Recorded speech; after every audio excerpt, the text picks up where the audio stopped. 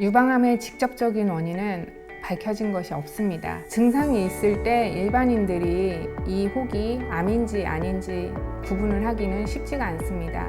그럴 때는 바로 유방외과 전문의를 찾아서 진찰을 받는 것이 중요하고요.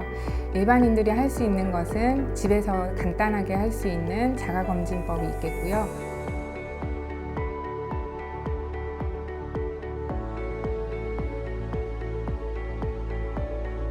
유방암의 직접적인 원인은 밝혀진 것이 없습니다. 유방암 발생 원인은 일단 가족력이 가장 중요해요. 가족력은 어머니나 형제 자매에 유방암이 있을 경우에 약 4배에서 5배 정도 위험도가 올라가는 것으로 되어 있습니다. 두 번째로는 서구화된 식습관이나 생활 패턴이 있을 수가 있겠는데요. 서구화된 식습관은 예를 들면 패스트푸드라든지 기름진 음식을 많이 드시는 것, 생활 패턴에서는 낮보다 밤에 많이 활동을 하면서 적어진 수면 시간이나 이런 것들이 원인이 될 수 있겠습니다. 세 번째로는 에스트로겐 여성 호르몬에 노출된 기간이 길수록 유방암이 확실히 증가되는 것으로 알려져 있는데요. 예를 들면 이른 초경이나 늦은 폐경이 원인이 될 수가 있겠고, 폐경 이후에 받는 호르몬 치료 등도 유방암 발병률에 영향이 많습니다. 또 한 가지 원인으로는 비타민 D 부족이 최근에 유방암 발생과 연관이 많다고 알려져 있는데, 햇빛을 많이 보지 못하는 생활 패턴도 또 하나의 위험 요인이 될 수 있습니다. 또 하나의 원인으로는 비만이 있습니다.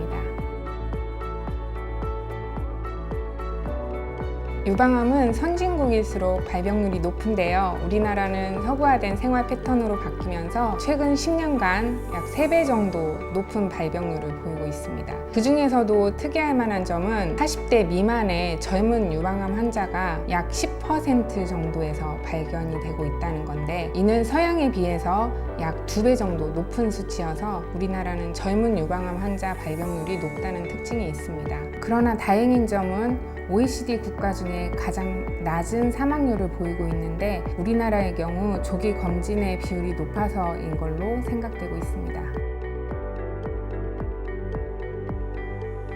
일반인들이 할 수 있는 것은 집에서 간단하게 할 수 있는 자가검진법이 있겠고요. 병원에서 할 수 있는 것은 전문의에 의한 진찰, 그리고 유방 X선 촬영, 그리고 유방 초음파 등이 있을 수 있겠습니다. 일단 서서 유방의 전체적인 모양에 이상이 있는지 살펴보는 게 중요합니다. 특히 유두색의 변화, 유두 분비물, 그리고 피부의 변화 등을 보고 손가락을 이용해서 유방에 만져지는 먹물이 있는지 보는 게 중요합니다. 증상이 일단 발견이 되면 일반인들은 이게 나쁜 것인지 나쁘지 않은 혹인지 구분을 하기가 쉽지가 않습니다.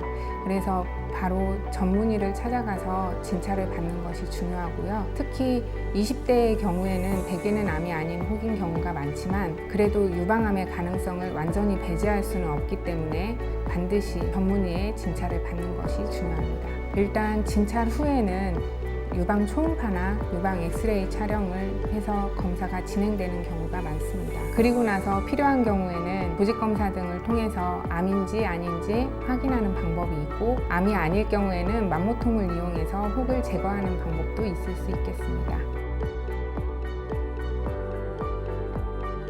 일단 서구화된 식습관을 교정하는 것이 중요합니다. 그리고 두 번째로 있을 수 있는 게 적절한 운동을 통해 체중 조절을 하는 것이 중요하겠습니다. 그리고 세 번째로 집에서 할 수 있는 자가검진, 네 번째로 조기 발견을 위해서 전문의를 찾아서 진찰하는 것이 좋겠습니다. 일단 유방암 자가진단은 양손을 자연스럽게 내린 상태에서 양쪽 유방의 모양을 비교해 봅니다. 한쪽 유방이 평상시보다 커져 있지는 않은지, 그리고 또 한쪽 유방이 처져 있지는 않은지 살펴보고요. 그 다음 유방 피부에 이상 소견이 있지 않은지 봅니다. 그 다음 유방 피부의 변화를 살펴봅니다. 유방 피부에 색깔 변화가 있지는 않은지, 그리고 국소적으로 두꺼워진 부분은 없는지, 움푹 들어간 부분은 없는지 살펴보고요.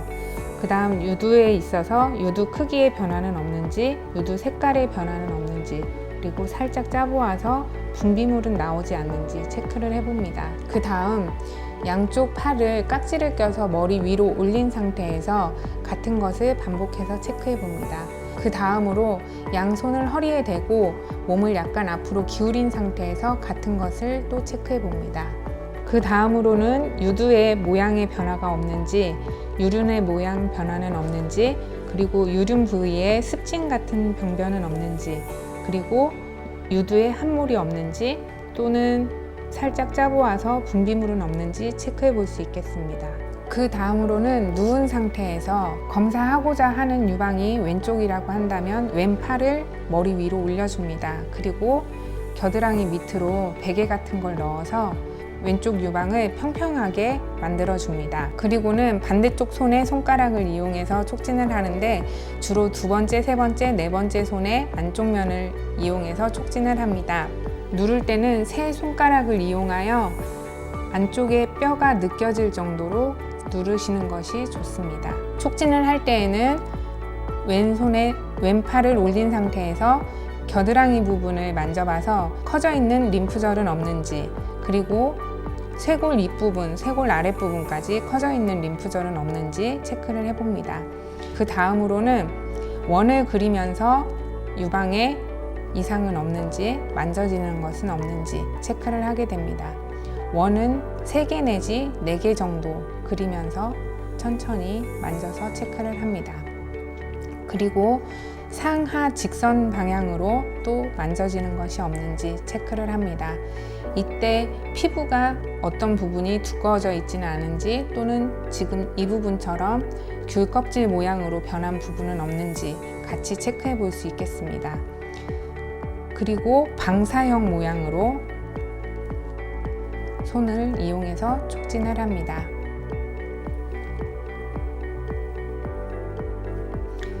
또 유두 부분을 살짝 짜보아서 피가 섞인 분비물이 나오지 않는지 체크해 볼 수 있겠습니다. 유방암 자가 검진은 집에서 본인이 스스로 할 수 있는 가장 기본적인 유방 검진입니다. 그렇지만 이 검사 방법만으로는 모든 초기 유방암을 발견할 수는 없습니다.